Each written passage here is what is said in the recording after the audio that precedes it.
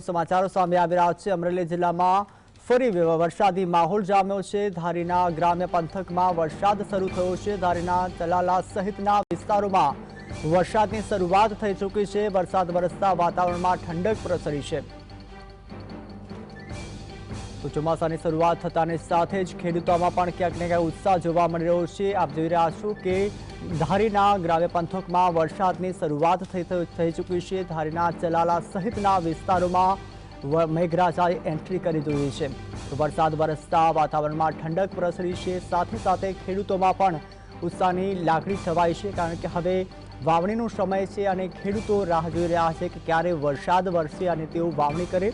ત્યારે હવે ખેડૂતો માટે પણ આજનો દિવસ ખૂબ જ ખુશીનો છે। અમરેલી જિલ્લામાં ફરી વરસાદી માહોલ જામ્યો છે। ધારીના ગ્રામ્ય પંથકમાં વરસાદ થયો છે। ધારીના ચલાલા સહિતના વિસ્તારોમાં મેઘરાજાની એન્ટ્રી થઈ છે।